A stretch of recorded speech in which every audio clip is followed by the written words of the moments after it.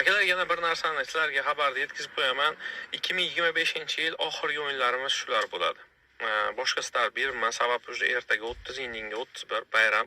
Sizlarni ham xohlayman. Xayolinglar bir joyda, o'sha bilet oladigan pulinglarni bari katta o'yin qilmoqchi edik.